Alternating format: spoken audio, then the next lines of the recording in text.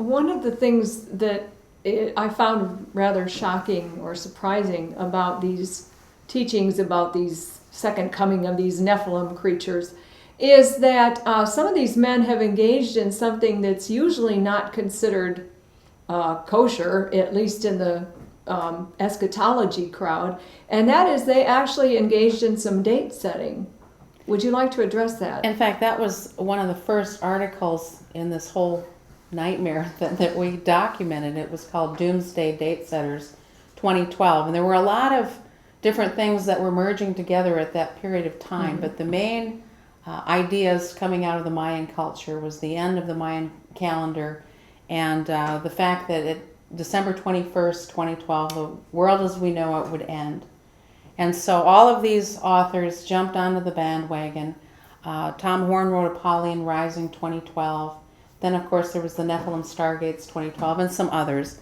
And they were all warning us that, the end is near. The world as we know it will end.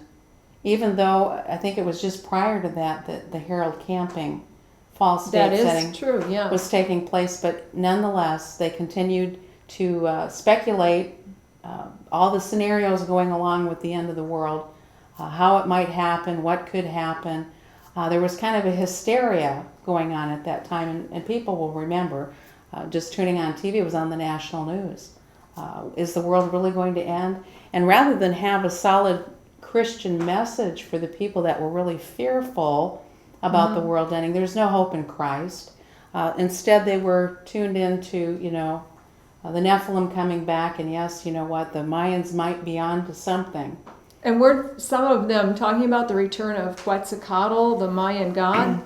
There was the Teutonic god and the Mayan god. One was Kukulkan, I can never say that right, yes. And the other was Quetzalcoatl or Quetzalcoatl, however you pronounce it.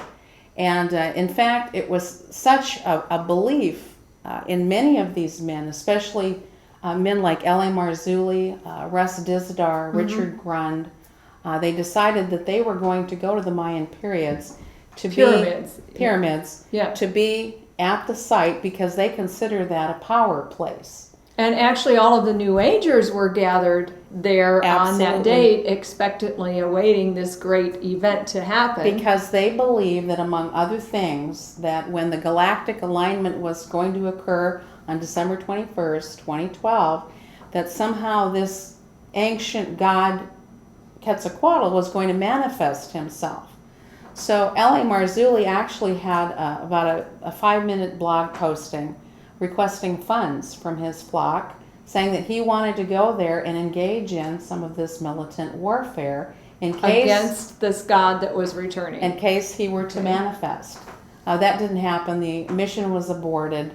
L.A. Marzulli's daughter had a prophetic dream which said that he shouldn't go. So in effect, they didn't go, and Quetzalcoatl did not materialize.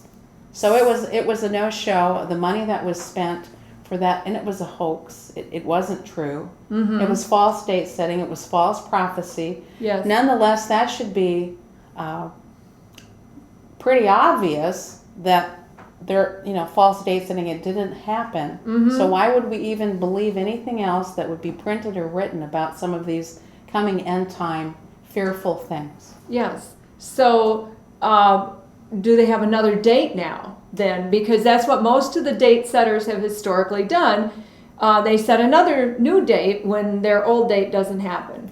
Tom Horn has done this very cleverly.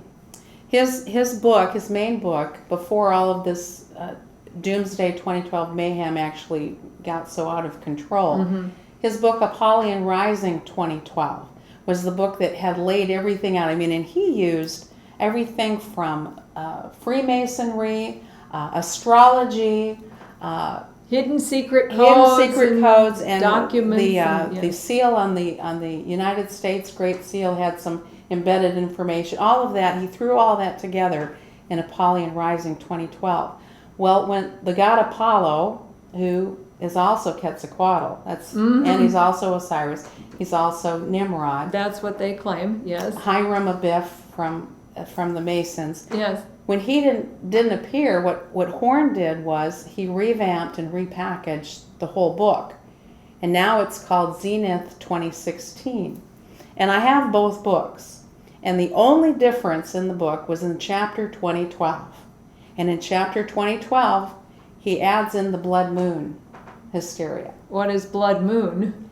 Blood moon are the times of the blood moon, the tetrads, that somehow they're going to signal the tribulation time. And in fact, I think today as we're taping this is the evening of one of the first blood moons. Okay, so That's what's the the new- new date? 2016? 2016. Okay, date setting. Date setting.